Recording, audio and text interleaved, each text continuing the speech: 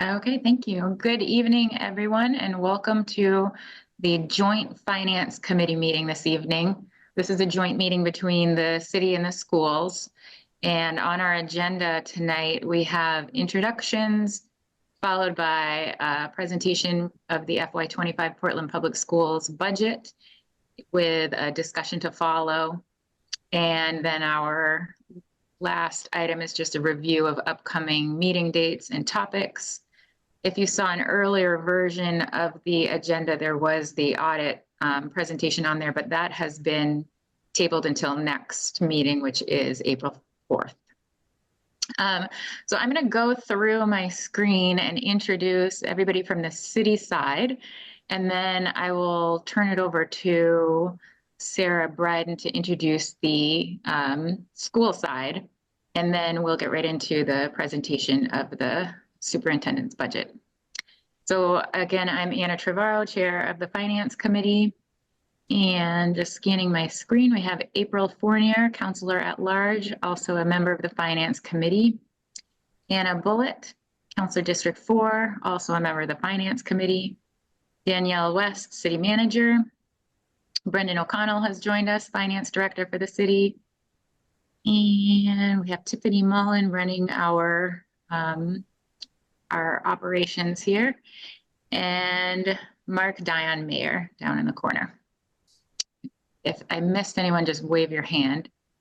Not seeing any, I'll turn it over to Sarah Bryden, chair of the School Finance Committee, to do her introductions. Oh, before I do that, I just saw Regina Phillips, District 3, pop on as well. Okay, go ahead, Sarah. Thanks, Chair. Thanks so much. And I'm so glad that we're able to have this joint meeting. I'm really excited for the conversation ahead. I'm Sarah Bryden, Chair of the School Side Finance Operations and Personnel Committee. With me, we also have Board Member Opperman on the committee, Board Member Figdor on the committee, and Board Member Noor, who is on the committee.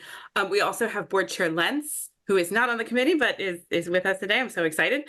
That's all I'm seeing in terms of school board members, but from the staff, we have Superintendent Dr. Ryan Scallon. We have Helene DePardo-Lameo, who is the Executive Director of Finance. We have Barrett Wilkinson, who is the Executive Director of People. And just like you, I'm going to ask for anybody that I've missed to wave a hand. I think I caught everybody. Great. And I also saw Councilor Rodriguez has joined us, and also Councilor Ali. So I think that you guys are up. So I'll just hand it over to you, Sarah, and you can get right into your presentation. Wonderful. So I am, like I said, I'm so excited for this conversation. It's year 2 for me doing this, so I'm really excited. And I want to just take a quick moment and acknowledge the amount of work that's gone into this on the part of district staff.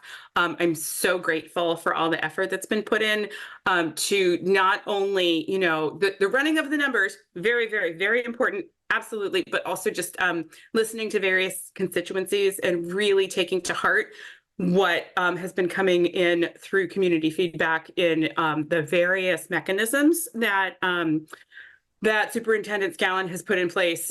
So I feel like we're in a really good place to have this discussion, having gone through this process of listening, learning, running the numbers, all of that. And with that, I will turn the rest of the conversation over to Superintendent Scallon. Thank you. Good evening, everybody. It's an interesting time to actually engage in and have our first of these meetings, because we're actually having a finance committee meeting this evening and a finance committee meeting again on the 1st, and then our board reviewing for first read on Tuesday, and then the second read the following week.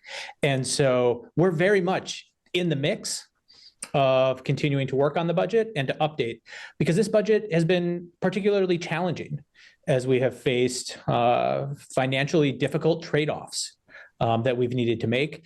And so what I'm going to present to you tonight is where we're at currently, recognizing that there will be some adjustments as we continue to go through this process, and as you guys have lived and done every year since. So if you give me 1 second, I'm going to pull up some slides.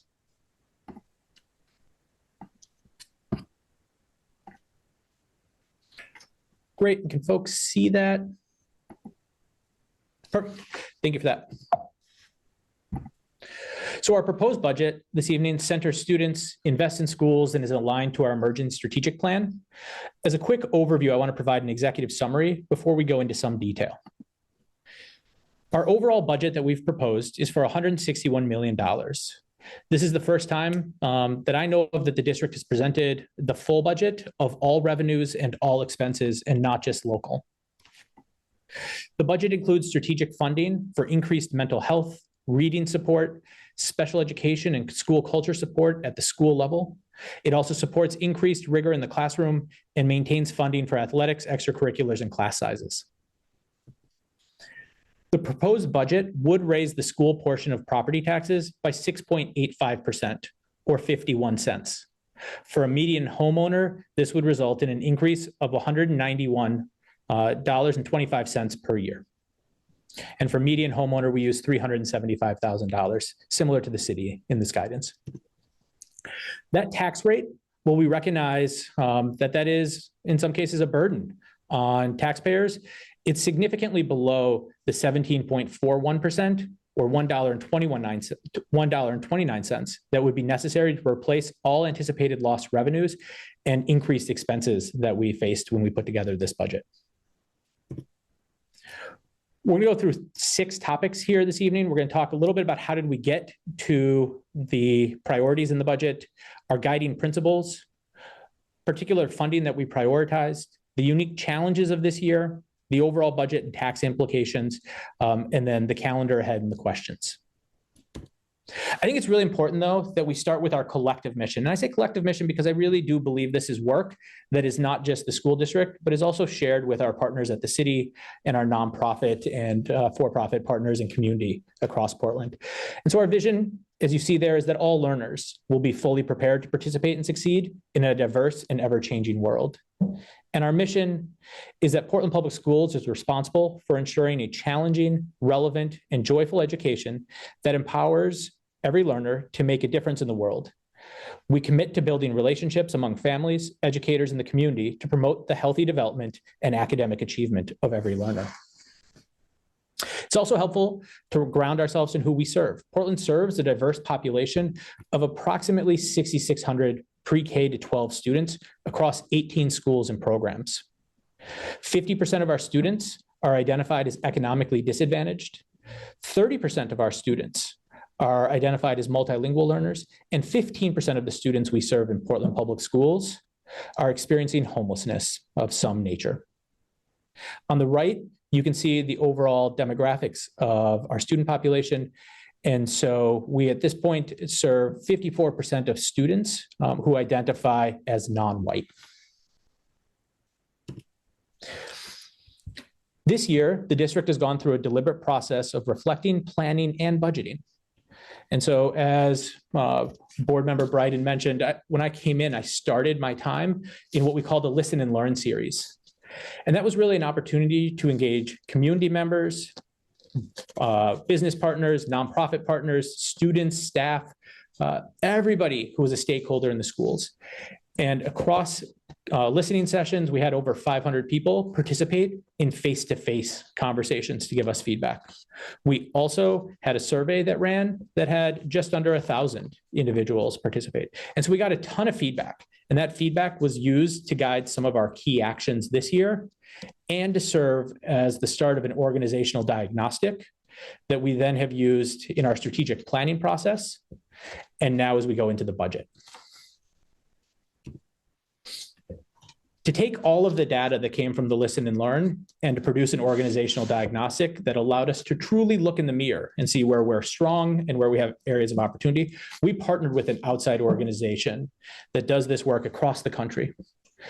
They looked at 3 different pieces or 3 different types of data. So one, they looked at performance data. They looked at how do our students do on standardized assessments? How do they do on internal assessments? They looked at instructional quality. They visited I think 77 of our classrooms across 12 of our schools to see what was going on in the classroom. And then they looked at the data from the Listen and Learn, as well as the numerous surveys we have done throughout the years to get feedback from our students, our parents, and our staff. And from that, they produced an organizational diagnostic. And I really give credit, as somebody who's from outside the district, I really give credit and have been really impressed by the district's willingness to take the time to and be open to this type of organizational diagnostic, where we knew it wasn't going to be all roses, but it was really going to tell us, what do we do well and where do we need to improve? And I think that's really important for an organization to be willing to do if we're truly going to see improvements in outcomes. And the organizational diagnostic, as we anticipated, identified both strengths to build on and opportunities to improve. And it was a very long report, but I'm going to give you the 2-slide abridged version of it. And so the key strengths, one is that there were strong conditions for learning in our classrooms, and 90% of parents agreed that staff really care about their children. The second is that we're well on our way in the equity work, and that Portland Public School leaders truly work to advance equity for students. And so while we may not be at the finish line, there's been a lot of work that has happened over the last several years, and particularly within the Portland Promise, to advance equity. The third is that there's been a commitment and been improvement in the amount of high quality instructional materials and the use of research-based curriculum in our classrooms. Families reported across the board that they feel welcome at Portland Public Schools. In every conversation, whether it was getting stopped on the street or in a larger focus group, people would tell me about what they loved about Portland Public Schools and where we could get better, but they always had a connection where they could talk about a teacher or a school leader or an experience that their kids loved having at school. And many students and families talked about their true appreciation for our PPS staff. We know that our business and education is really a people one, and that we need to have great staff that feel supported, and our families acknowledged that we do have great staff in our schools. There's also opportunities for us to grow on, and ones that we try to address in the strategic plan I'm going to talk about in a minute. The first is that there's inequitable student outcomes and experiences. And so when we look at student achievement data broken down by student demographics, we do see that there are inequitable outcomes and experiences. The second is that we're on the equity journey, but we're not at the final destination, and we need to continue to emphasize and execute on this commitment. The third is, if we're really going to see consistent outcomes and experiences, we need to make sure that there's consistent access to grade level tasks, and what students experience in class is really truly preparing them. And we were a little inconsistent there. The fourth gets at how we support staff, right? We know that the number one driver of student outcomes is the quality of the teacher in their classroom. And so we need to have systems that are strong and that support our teachers. And that means thinking about how we support them in instructional planning, providing feedback, and professional development. This was one that really hurt, I think, as a group, as a cabinet, as we read about it, is that at the time that we had a survey done last spring, most staff were unlikely to recommend Portland Public Schools as a place to work for friends and colleagues, that they felt stretched thin, and that they wanted more of an opportunity to have their voice heard in decision process. So we're really trying to think about how do we engage our staff in this so that that really changes. The last piece is, if we're really going to help them to not be stretched thin and to have more voice, we need to have operational procedures that are strong, that support our teachers, that support our school staff, that support our central office staff to get academic outcomes for students and don't stand in the way. And so really thinking about that. And so this is what our organizational diagnostic said that we need to work on. And we've engaged a steering committee of 16 members from across the community. They include current students, alumni, nonprofit partners, parents, teachers, school leaders, board members, central office staff. And those 16 members have been working over the last approximately 4 months to develop a strategic plan. And the emerging strategic plan, it's not quite done, but the emerging strategic plan has 5 priorities. And you'll notice that they're very similar to ones that were called out in the Portland Promise, because we don't want to start from the beginning. And we want to acknowledge all the work that's been happening and to build on it. And so the 5 priorities that you see there, the first is around equity and keeping equity at the center of our work. The second is making sure that our students truly are graduating prepared and empowered. Third, as we're doing that work to support them academically, we need to partner with our community to make sure that we're supporting the whole student, that we're cultivating inclusivity and senses of belonging. And this is one I just want to emphasize for a minute, is we're not going to get our work done as a community if it's only thought of as Portland Public Schools' responsibility. We really need to be in a spot where we're leveraging the whole community. And during my listen and learn, I heard from nonprofit partners across the city on how they're eager to join us in the work and they want to. And so we're thinking about how do we engage them effectively in that. The fourth is people. We need to be thoughtful about how we're developing staff, leaders, and organizational culture so that they are staff that are representative of our students and that they feel like they can be successful here and that they want to be here for the long term. And then last is thinking about our systems and making sure that our systems support the top 4 priorities. And so these are the strategic plan priorities, and under each of these priorities sits a number of initiatives that we plan to implement over the next 5 years. And in the next month, we'll be rolling that out and finalizing that with our board. And so happy to share an update when we're at that point. And so we have a strategic plan or developing one, and we wanted to think about in this budget, how do we recognize the challenging budget landscape and use some guiding principles to make our financial decisions. And so there were 5 guiding principles that came forward as we went through our budget process. The first is making sure that we aligned our budget priorities to the emerging strategic plan. The second is that any cuts that we talk about making, and there's some difficult ones that we had to propose, is that we try to minimize the impact that it has on students. And so we thought about how do we make cuts as far from the student, as far from the classroom as possible. The third is, while we're looking at budget reduction, also thinking about where there's opportunities for strategic investments and not just reductions. We chose to review all expenses and not just expenses currently paid for through COVID funds. And then we want to make progress in building a sustainable organizational structure so that each year we're not coming back to this table and wrestling with deep cuts. And so we wanted to think about how do we make and build towards a sustainable organizational structure. And to do that and to engage in that process, we've had a pretty inclusive model. So we did background building from July through February. A lot of that was the listen and learn, the survey, and the building of the strategic plan. In January and February, we met with schools and departments where they submitted budget requests, and we've talked through adjustments. In February and March, we had our public forum, and we've now had, I believe, 3 public meetings around the budget with the opportunity to provide comment. And we're now moving into April, where we're in our first joint district and city meeting, and then we'll be looking for city council review and approval, and then voter approval in June.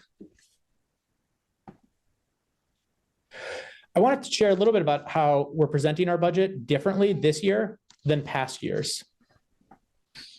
The first is that we're presenting all revenues and expenses, not just those in the local budget. And I'll talk a little bit more about that in a second. The second is that we're providing both a 5-year budget for the district and 1-year budgets for the district, departments, and schools, because we want to think about that sustainable organization piece. And what does this look like 5 years out? We also did that same thing for our fund balance.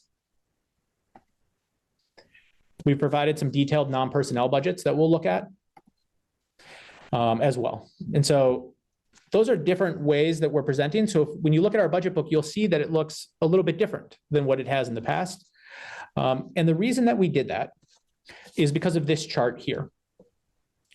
What you see here on the left, where it says FY24, that dark blue box is how much our local budget was last year. That's the budget that was approved by the school board, the council, and then the voters. It was for $143.8 million.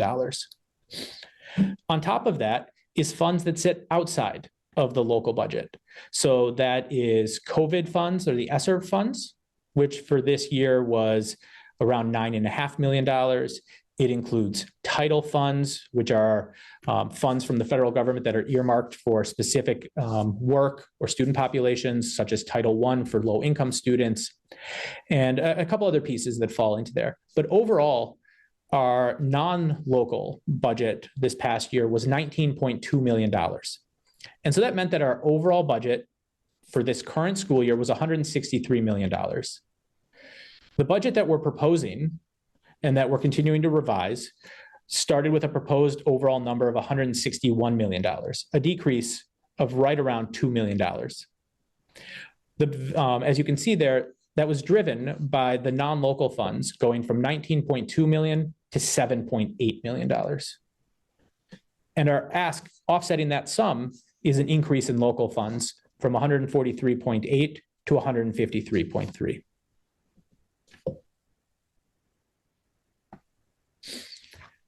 As I mentioned, if you look in our budget book, you will also see that we did what we call zero-based budgeting, where we went through line by line and said, what are we purchasing for this amount?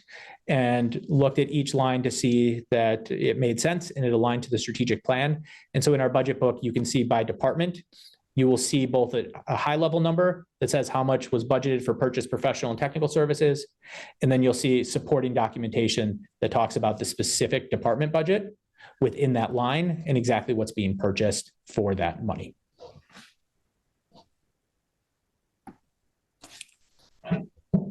So I want to share with you about where we prioritize funding, and then we're going to talk a little bit more about why this year was particularly challenging on a budget end. So we took those guiding principles, and we were able to make some strategic funding decisions at each level of the organization: the district, elementary schools, middle schools, and high schools. And so I'm going to go through this quickly, just so we save as much time as possible for the discussion and questions you may have. But let me just highlight where those priorities were at each of these levels. So at the district-wide, we were able to maintain or increase our mental health staff.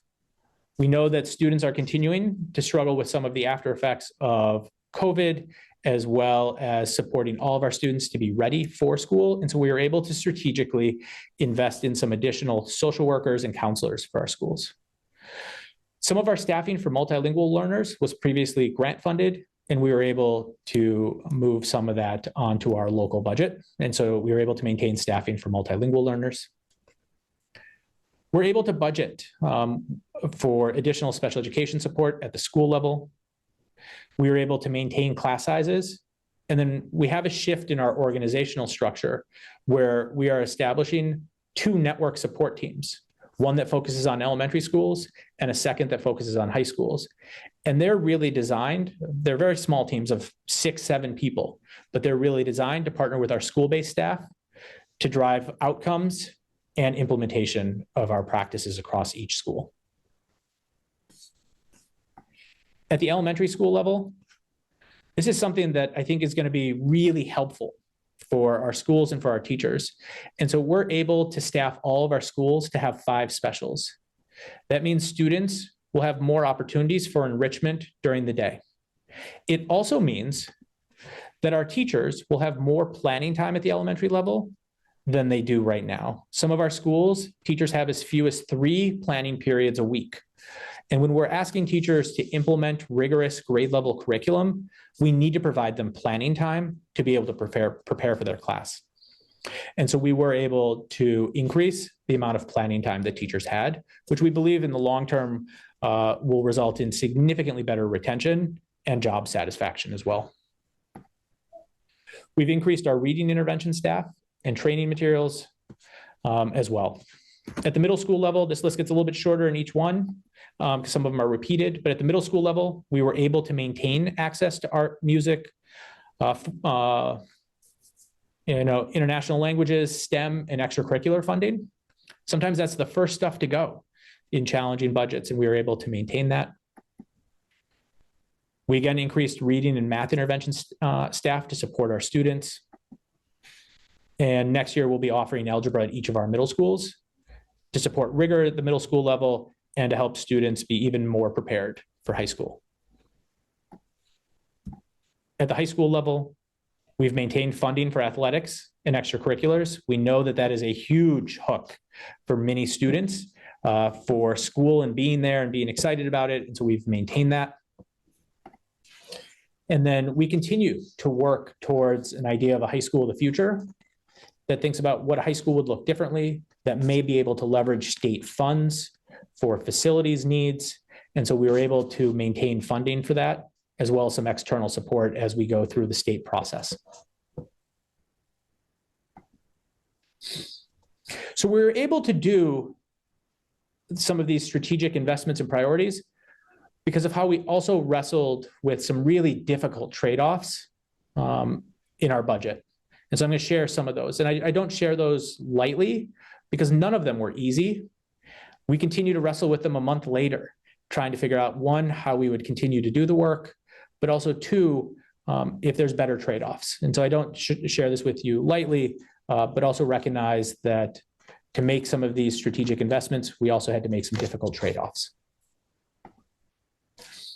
And so the reason for these difficult trade-offs is because of the decreased funding that we face. And so on the left side of this chart, you see decreasing revenue that we anticipate this year. So first is the $9.4 million in COVID funds. That funding expires in September, and there's no money that comes after it. This year, we spent approximately $3.6 million of our fund balance to continue to operate. And then our state funding went up slightly, but I highlighted here because it was relatively flat. And it's relatively flat as even our student population increases and the needs of our students increase.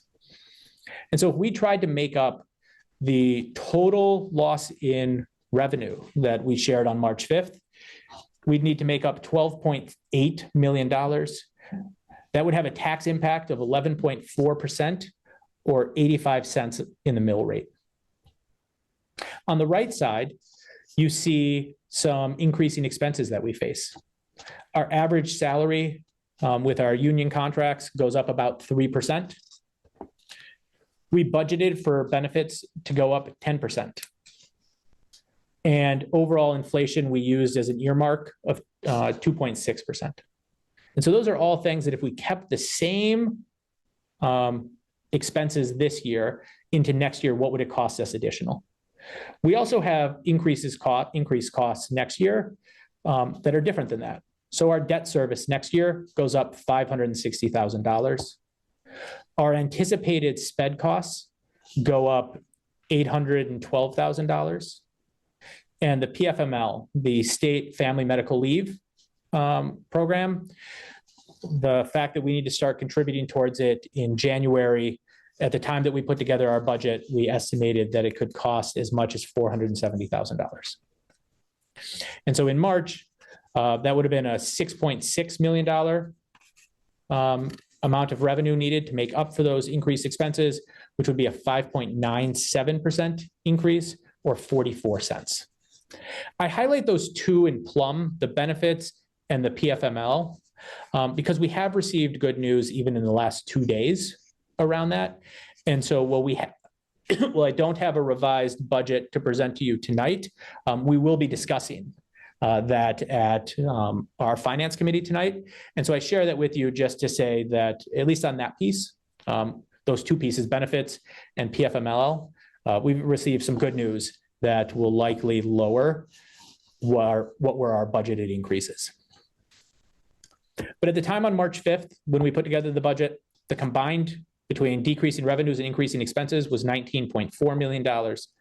And that total is 17.4% or $1.29 on the mill rate if we tried to make up for all of it. And we knew that that wasn't possible. And we knew that we also had things that we wanted to invest in. And so we approached our budget through a zero-based budget. And in a zero-based budget, we don't just naturally roll forward our costs from this year to next year, but instead we truly start with zero. And we say what staff is needed at each school and what non-personnel is needed. And so we've gone through each of those pieces, personnel and non-personnel, and said what's needed to run our program at a high level for students, and does that align to our strategic plan?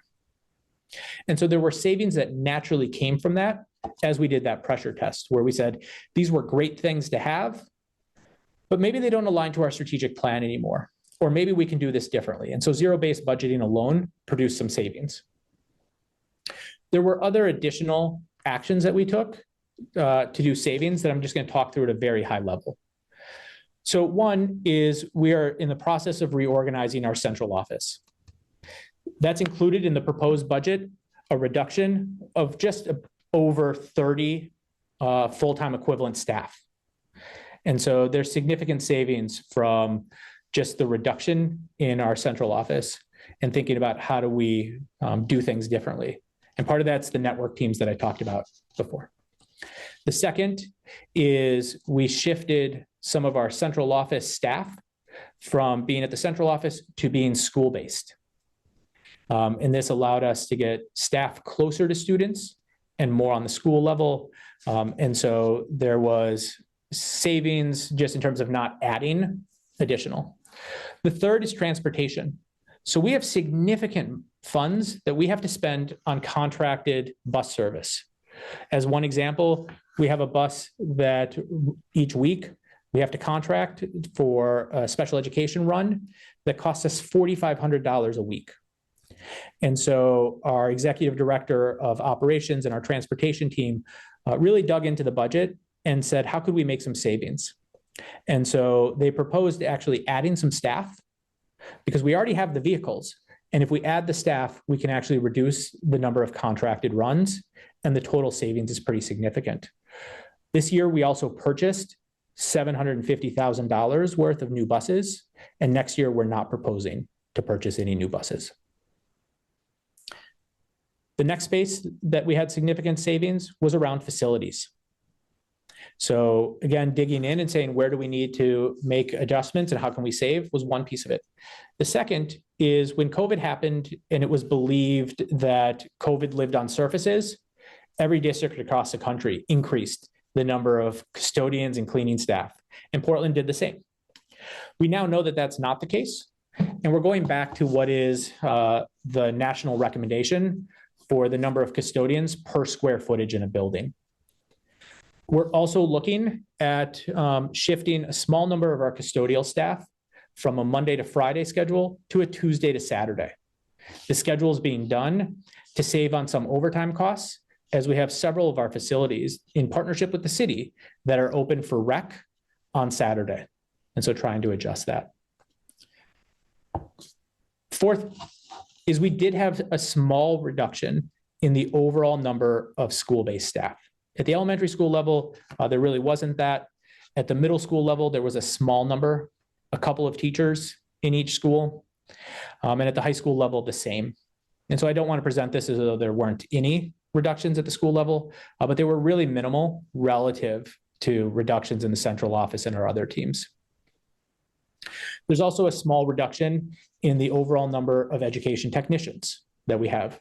These individuals are phenomenal and really sort of the clay that holds, each piece of the school together. And right now we really struggle to staff our education technicians and our special education programming. And so we're choosing to prioritize that staffing and having our education technicians focused on our special education programs over other pieces.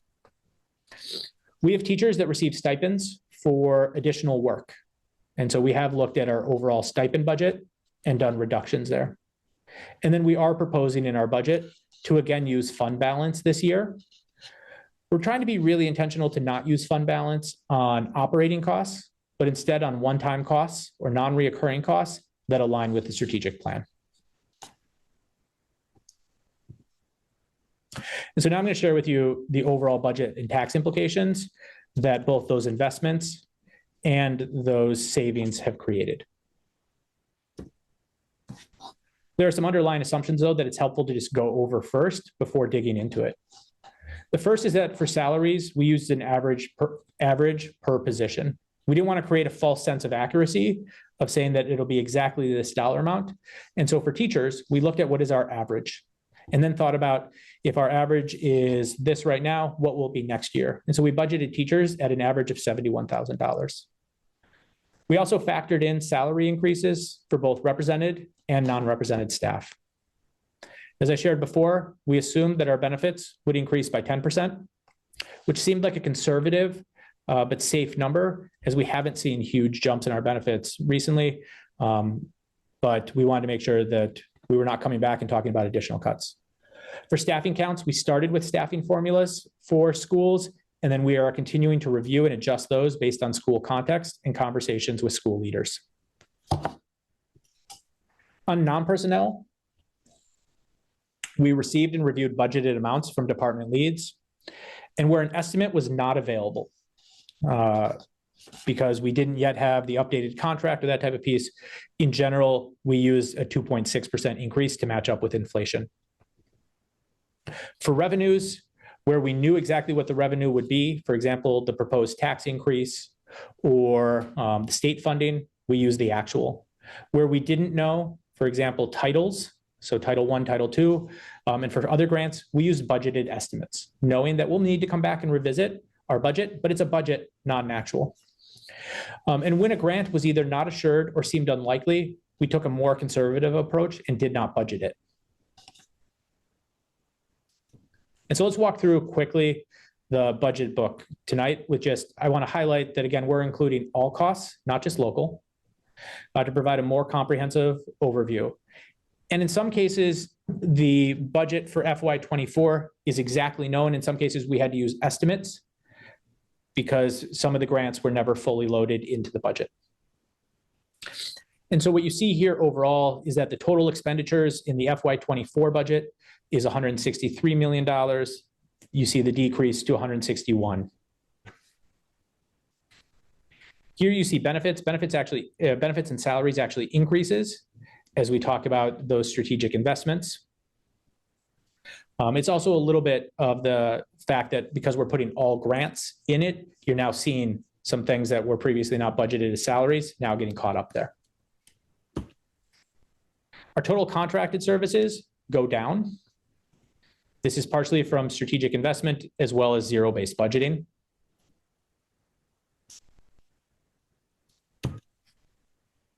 Our supply line goes down, but as you see, if you look at FY23 actual and then FY25 actual, it feels more in line. And that what you see in that middle is that spike, partially from the need to spend down the last bit of COVID funds. And so that's what you see there. And then here, you see a small bit of miscellaneous, which we could talk about what's in there, but it's not a huge dollar amount and it's not very exciting. You see a reduction in overall capital equipment, and then you do see the increase in debt service, which is a slightly different number than what I presented before, just because of some of the state reimbursement that sits opposite it as well. And so there you again see overall our salaries and benefits, as well as the savings, particularly in non-salary and benefits.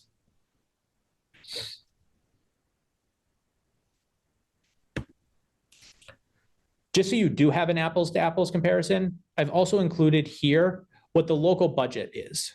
And so if we were just looking at local budget like we did last year, this is what you would have seen. And so you see here in that first breakdown of total pre-K to 12, you see a proposed ask of an additional $8 million.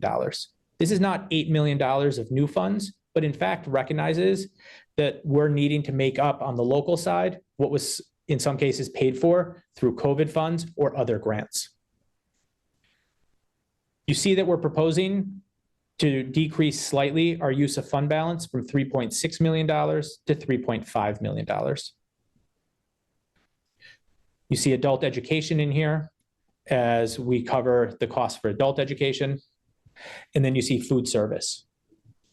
And sometimes people point to food service as where there could potentially be savings, or why are you using $1 million in fund balance? And actually food service operates as its own reimbursable model. And so there's really not savings to be had in there. And in fact, the food service has run a fund balance for a number of years.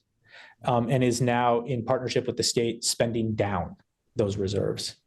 And so what you can see here at the bottom line is that the proposed local budget is increasing $9.4 million from $143 million, to $153 million. And so this is just to show you what it would look like if we'd done just local.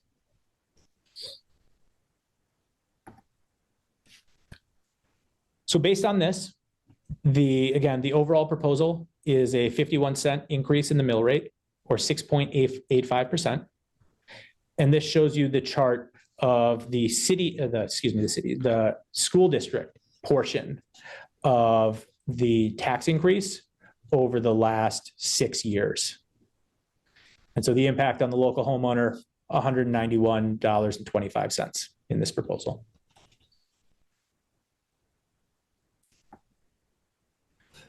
Which again, just to like take back, right, is a lot. It's also significantly less than if we had just tried to get to a spot of making up for all of our decreasing revenue and our increasing expenses. And so I think and I give really a credit to the staff and to the board in the work over the last several months to really make sure we're making those difficult trade-offs and always keeping in mind what is the right financial position to land in, that is getting the district what is needed to continue to operate and support students at a high level, and also conscious of the burden that it places on taxpayers. And so with that, I was going to do the calendar, but we're going to do the calendar at the end based on the chair. And so just as a quick reminder from where we started, our overall budget's $161 million. It's trying to center students, invest in schools, and align to the emergent strategic plan. It includes strategic funding for increased mental health, reading support, special education, and school culture. It also increases rigor in the classroom and maintains funding for extracurriculars, athletics, and class sizes. It would raise the school portion 6.85%. And that's significantly lower than what we sort of started with. And so just, again, a credit to the team for continuing to wrestle with this. And so I'm going to pull down my screen and turn it back over to our chairs for discussion.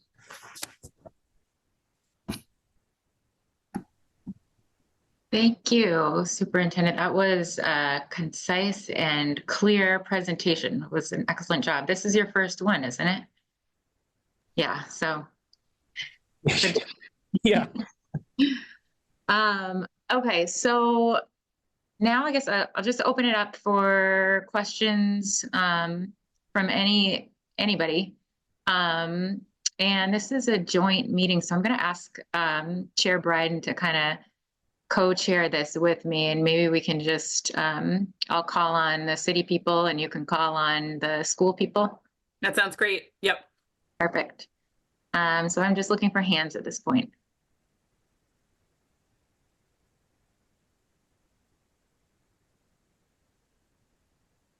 Yes. Oh, okay. Board Chair Lentz, go ahead. I'll get in here. You know, I think at this point in the process last year, I just asked for feedback from city councilors about kind of how this budget landed with them, if they're feeling like this is, you know, too aggressive or not aggressive enough. So I would love to just kind of get a temperature check about how city councilors are feeling about this budget overall. Thank you. Councilor Fournier. Thank you so much, Chair, and thank you all for the presentation. It's a ton of work to really put this together and make some really hard decisions. I know we want the best for our students. Equity has been our focus on the council, and I know that's something that Portland Schools has really committed to. As the parent of 4 children, 2 who are graduated and off now, but 2 are still sophomores at Casco Bay, I think, you know, what makes our school so special is because they are so diverse. They've all had really incredible experiences in different ways. But I really appreciate what you've done being really mindful of how we've come out of COVID. So not only with, how we're using funds and, now those COVID funds are gone, but mainly I think one of the things that I hear from them as students who are in school is just the significant mental health struggles. And I have friends, who are teachers in middle school and elementary school. And I'm an early childhood special educator myself. And I know one of the things that is most challenging is when you have that interruption of routine and that interruption of what's expected. And then when you start to have this new level of where heightened awareness is your new baseline, it's really challenging to be able to come into a classroom and make yourself ready to learn. And so I'm really appreciative of one, kind of taking a step back and saying, okay, we need to really kind of clear the field, look at what are the things that our students absolutely need and how we're responding to this new post-COVID. Well, and we're not even really out of COVID, but we are now living with it. And that's kind of our new reality. And so I appreciate this approach. I think one of the things, as I mentioned, as an early childhood special educator, I'm always super mindful of is the special education experience, knowing that when my kiddo transitioned from kindergarten or transitioned from CDS special education preschool into kindergarten many years ago, I was the parent who had to advocate and write the IEP with the team because the team really didn't know how to do it and how to create reinforcement plans and behavioral plans and safety plans.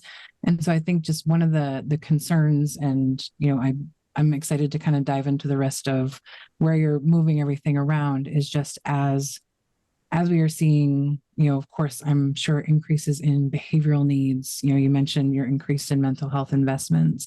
I always worry that sometimes we're trying to catch it on the back end when they are in later elementary, middle school, high school, and not investing enough in pre-K, early childhood, that kindergarten transition.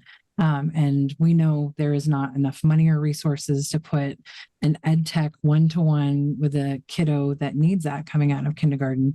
And so I wonder if, and I'm happy to have an offline conversation about that, but just as you're thinking about a reduction in some of the ed techs, I mean, I know for, classroom teachers who have 20 students and if you even have 2 that have behavioral needs or have,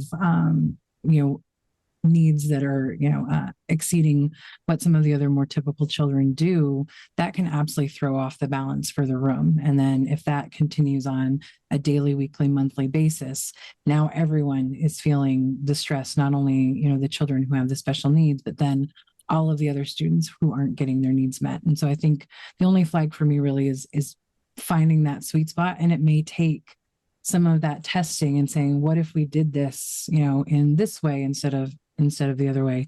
And I know I can only imagine how staff are feeling.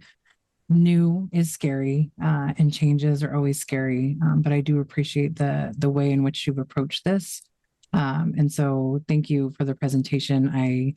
I know when we were looking at that initial 17%, everyone like batten down the hatches. We have some rough seas ahead, but I really feel like you have done an incredible job working and looking at different ways that we can, maybe clear the decks a little bit so that it's a little bit more of a smooth sailing. It's not going to be easy. I think it's still going to be a little rocky for a while as everyone adjusts, but I know the taxpayers certainly appreciate some of those adjustments to get us closer to what I think is when you think about equity. Yes, absolutely. I'm always happy to pay more because I'm able to, but I also recognize in having conversations with constituents this last campaign season, not everyone can do that. And so I appreciate taking a more balanced approach and saying, we are really keeping everybody in mind, both students, parents, our seniors, our workers in mind as we're doing this budget. So that was a lot. I will stop talking now, but just really, really grateful. Thank you so much. Thank you, Counselor. Counselor Bullitt. Thank you so much, Chair. And thank you to the superintendent. I feel like, I don't know who designed those slides, but they're really pretty and like smart. And I don't know why educators always have the best. Well, I do know why educators always have the best slides, but I'm just very jealous that your slide deck was so Wonderful. So I felt like my thoughts were organized, and then April just said all those things, and now I have other thoughts. So I'm going to try to get back to what I wanted to focus on. First of all, I really, really, really appreciate the focus on operations and staff. I think that strong bones, I think that I saw that throughout the whole presentation and throughout the budget, the fact that we really are like doing like a vitamin D infusion into the bones of the entire department, which I don't know if you know this, but you can only build your bone density until you turn about 20, and then you're done. You're stuck with that bone density for the rest of your life. So it's really important that the bones are strong. And I see that in this presentation. So I really thank you for that. Again, the equity, I want to echo what April said. I really appreciate that focus on equity. I think it's so critical, especially when I see that 54% number of students being non-white. And as you know, as we know, it's a wide range, right? It's not just like one other demographic. So I think that's really wonderful that that's emphasized. I guess a couple things I just want to highlight, and it's hard not to like center my own experience as a parent, but I do just think that being a parent with kids in the public school system does actually give me a unique perspective here. I can't say enough things about how wonderful an experience and how inclusive my children's experience has been. I have kids who identify as boys, but wear a lot of purple and pink, and the fact that they do it boldly and proudly and with friends that also do the same is like just a really special thing that my friends in other towns don't get to experience as a parent, as it being so safe. So I just want to like applaud the entire district for how safe our schools are for kids of all different color wearing persuasions. And I also want to highlight the Wabanaki curriculum incorporation. It has been absolutely incredible. I see it daily, weekly in what my kids are coming home doing, in parent-teacher conference, and what everything that we see happening in the schools. So I just want to highlight how great those things are. My one question that jumped out at me as someone who does budgets was that supply line seemed low. That totals, I think it was like 7 million. And it's concerning to me. I just want to make sure that you have a plan in place to make sure that the teachers have what they need in the classrooms. I think especially about the specials teachers. I worry about that. And so I'm wondering how we could support, whether it's grants or alternative pathways, to making sure that all of our educators have the actual physical supplies they need in the classrooms. Because I think you have something like, I can't remember the total number of classrooms, but to me, just 7 million, I know it sounds like such a big number, but that's actually, if you think about how many classrooms it is, it seems low. So I will stop talking, but that was like my one little question I had from the presentation. Thank you so much. Thank you, Counselor. Anyone else?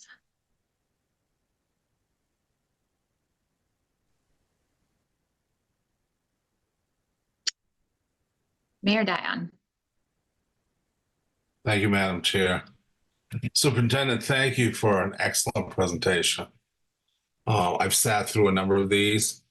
This is very detailed, and I appreciate the format and the information that was communicated. My lens, well, first let me tell you my assumption is I think the teachers and affiliated staff do an excellent job providing a substantial base of education for the students' future success. And I think that your budget reflects some hard choices by you and the Board of Education, but I think you're remaining loyal to the idea that our kids deserve the best that we can provide to them in the circumstance. That said, the lens that I apply to the budget is one of affordability, because I think Councilor Fournier did touch upon that briefly, but I just want to apply that. I've received numerous communications from parents, and I'll have to report to every one of those communications lauded the efforts of the school system in addressing the needs of their children, and that is testimony to the effort of your staff. At the same time, while they implored that we considered more taxes for more services, I have to be a voice to remind us all there are many individuals who feel their capacity to pay more has been significantly challenged by all sorts of other economic pressures. And I think in large part, Ryan, you've tried to address that, but I will be consistent on that particular message because I think it's important moving forward.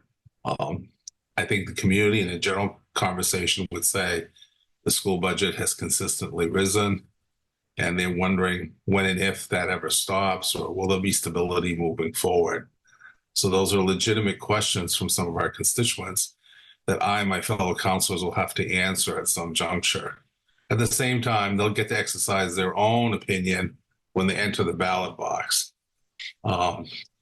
So the only question I had in the budget in general had to do with non-local funding.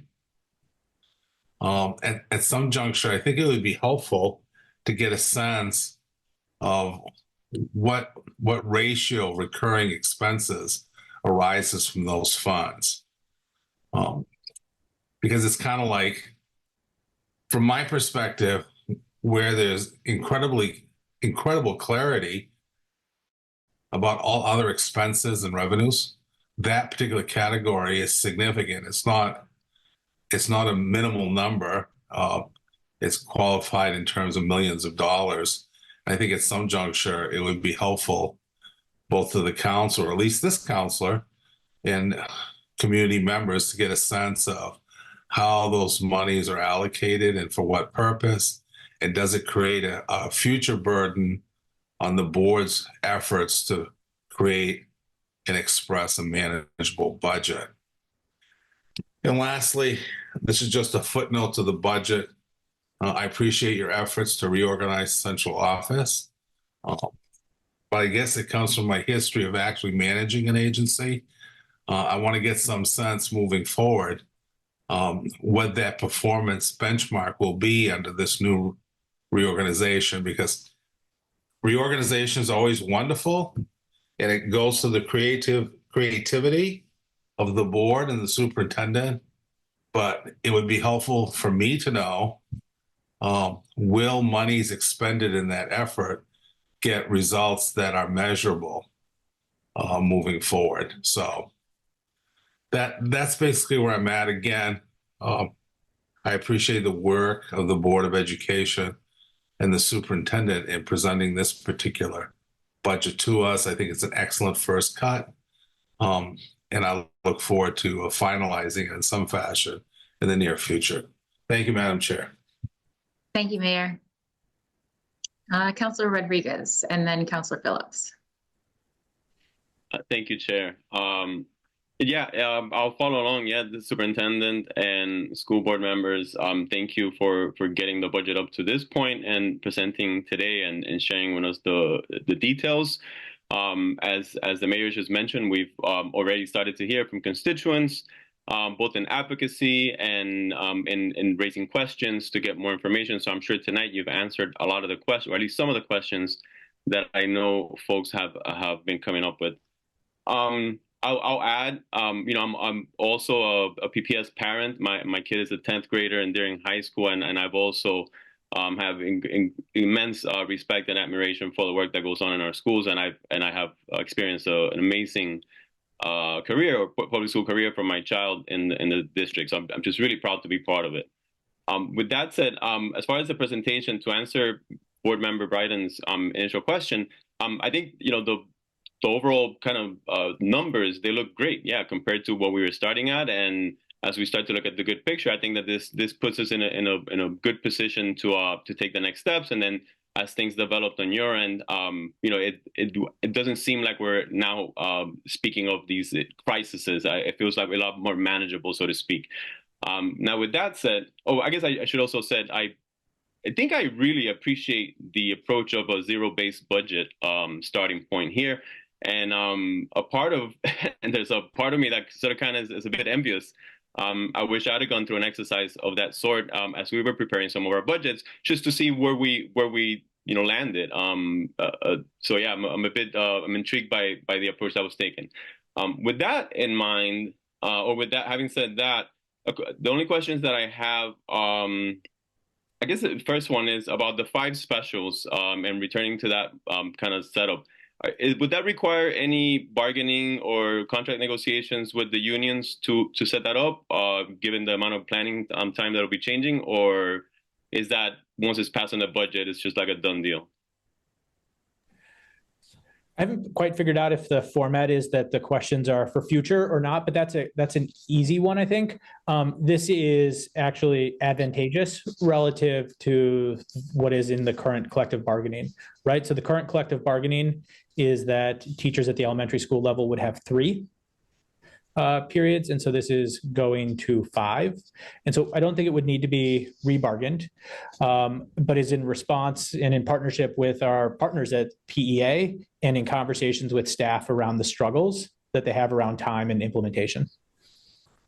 Yeah, I think it made a lot of sense to just address that question right now. And then if you have any quick thoughts on $7 million for supplies, and to address Councilor Bullett's question, if you have quick thoughts on that, now would be a good time as well. Yeah, I mean, we need to look back. We'll look back at the supply line. I will tell you that the supply line for schools, when it comes to things like art materials, that didn't change. We used the same formula this year as we used last year. And so if anything, it's getting eaten up a little bit by inflation.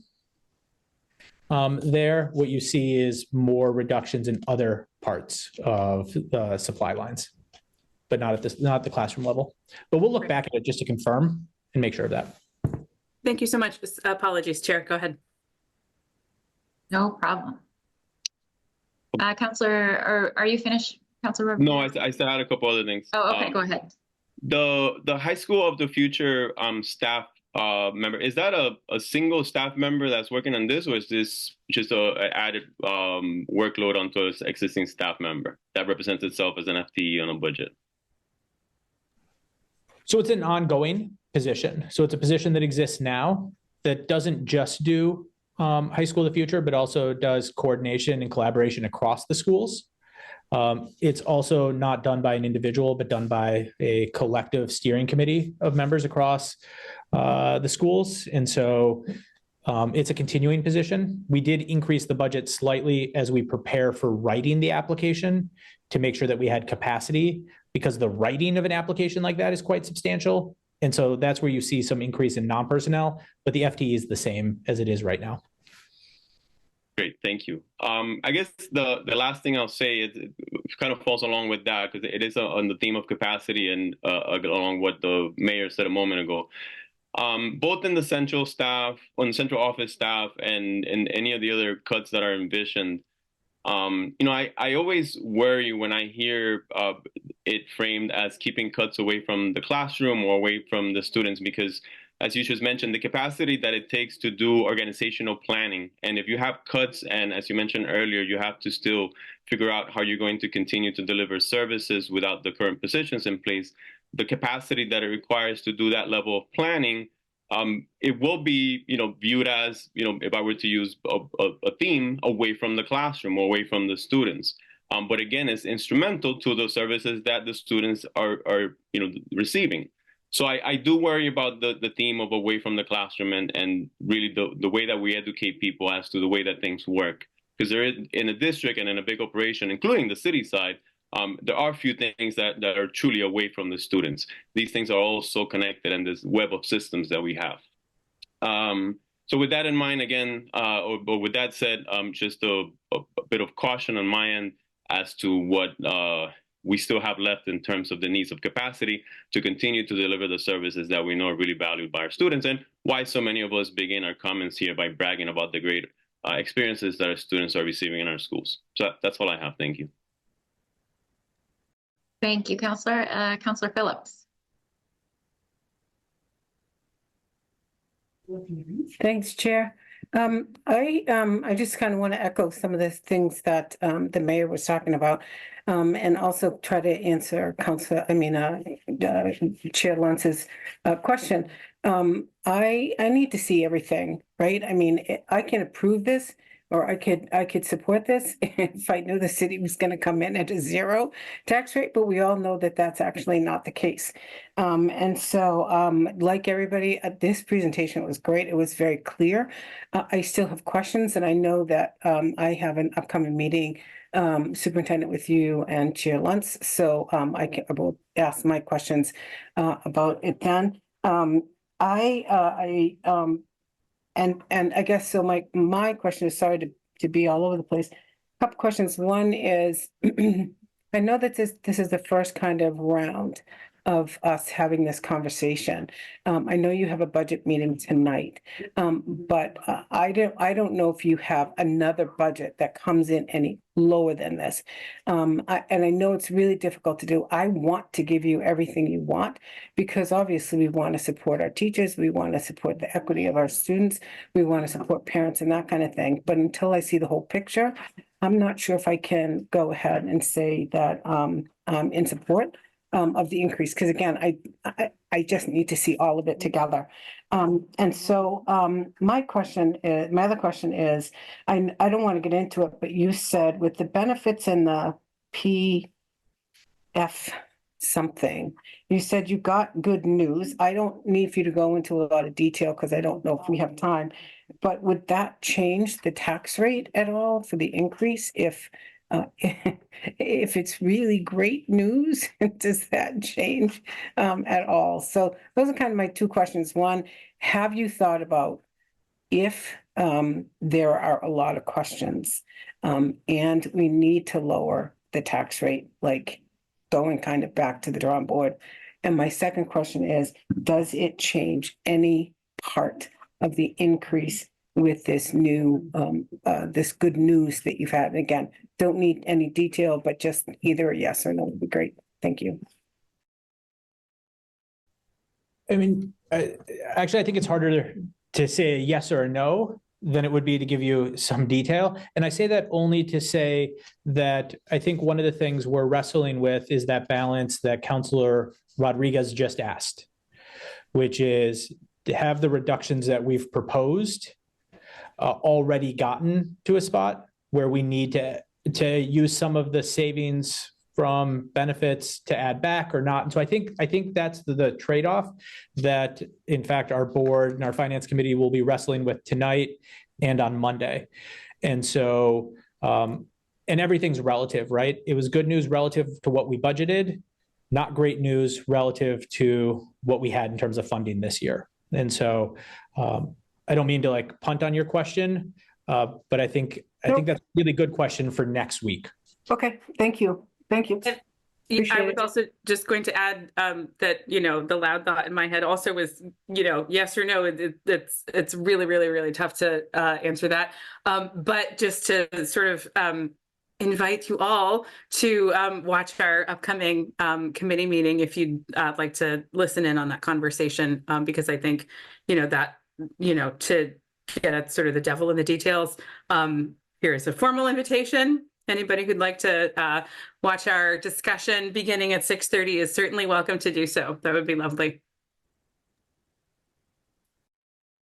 And I would also just say that, you know, our role in this meeting is to give you guys kind of food for thought about what's on our mind as we contemplate this budget, not necessarily to ask you to make specific changes, because it is still firmly in your hands at this point. And also just a reminder to folks that the overall tax increase is an average between the two sides of the budget, the city and the school. So it's not like, you know, because the council gave budget guidance in a previous workshop from, you know, 5 to 7%, that we have that to share. We have it to share to the extent that our two averages equal out to it. So just so that's clear with people, there are certain financial pieces that we talk about every year and then we forget every year. So just to make sure everybody's on the same page with that. Unless I see any other hands up at this moment, I can offer my thoughts. So just a couple pieces that stuck out to me as we went through the presentation. One was on the ed techs, as Councillor Fournier, I think, raised this as well. Just thinking about that, you know, I know that the school board, way back when I was on there, which actually wasn't that way back, but we were laser focused on equity, and it looks like that remains a top priority even under a new and emerging strategic plan. So just thinking about whether the reduction in ed techs is still able to support equity in the way that we need it to. And I don't pretend to know the answer to that. If you're able to assess your priorities, I trust that. But like Councillor Fournier said, I just know the value from those particular positions to students that have particular needs. So that's one piece. And another was, I was wondering about, you said that you had budgeted based on average teacher salaries. And I was wondering if that is what we did in the past, or if we budgeted on like known teacher salaries. I wasn't here, but my understanding is that there was a lot of work done to do actual where possible, and then may have been filled in. And so, you know, I don't know if Board Member Figdor or Deputy Superintendent Townsend wants to chime in on that, because they would have more historical context. Okay. Board Member Figdor, did you know the answer? I can respond to that. Yeah, in the past, we have used actual salaries and rolling those forward with the new contract agreements. So this is a change from how we've done it in the past. And I guess the reason that I ask is, does that present any opportunity for surprises? I guess, you know, just from a budgeting perspective, you know, is using the average, does that save? And if it does, you know, are we going to be surprised and have more in a higher range and end up spending more and having to find it later? So just a quick piece on it is, I mean, we're really treating the budget as a budget, right? And knowing that certain things may come in higher and certain things may come in lower, right? And that it's a working document. One of the things with using actual salaries is that it's really good for this moment in time.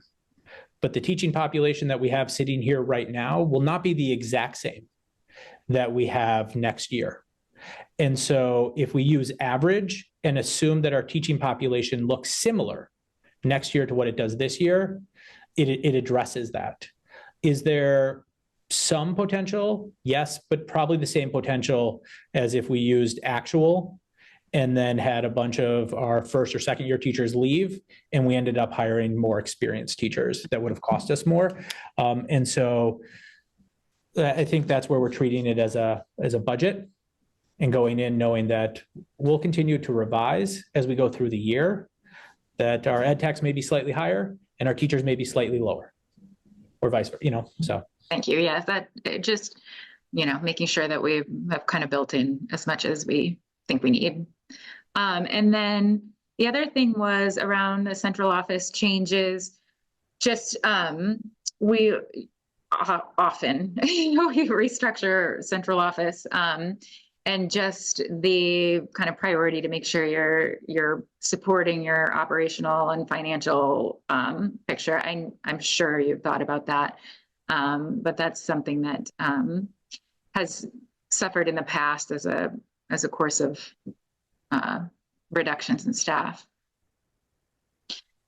But overall, I really appreciate this budget. I appreciate the approach you've taken. I think it's probably, you know, due to time to to have a budget done that way from a zero budgeting perspective.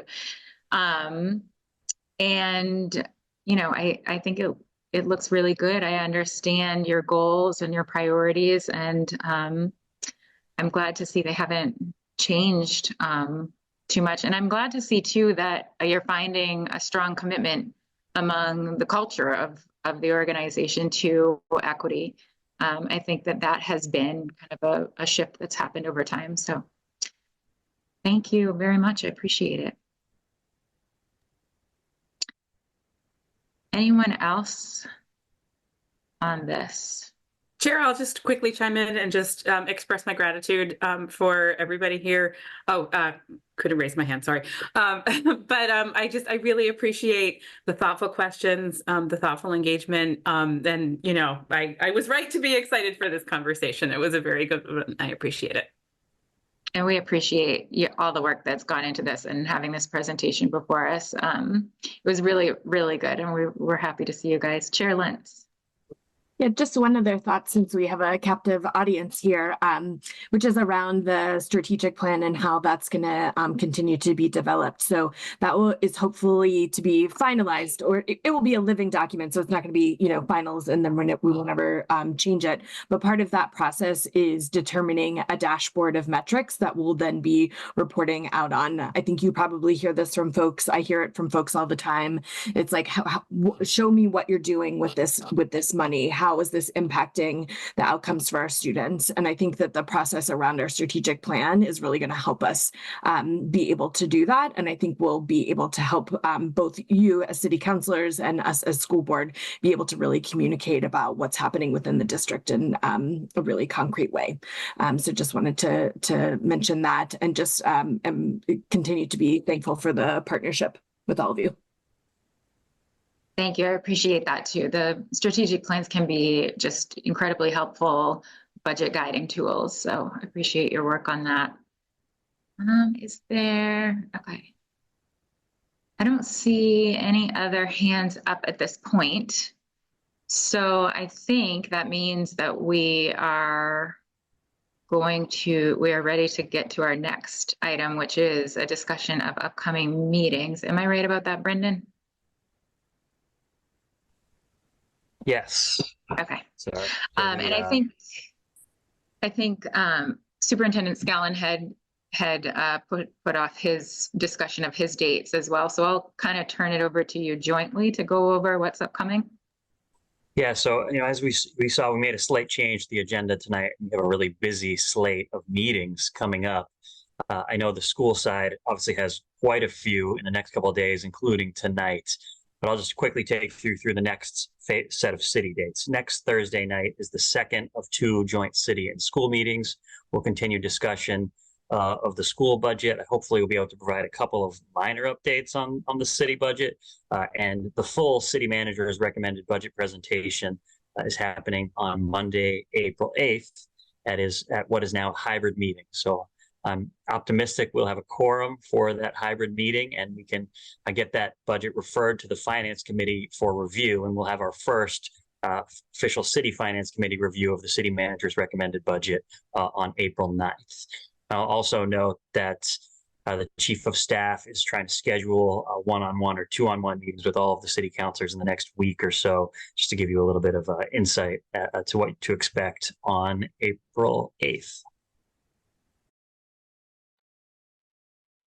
Thank you. Superintendent Scallon.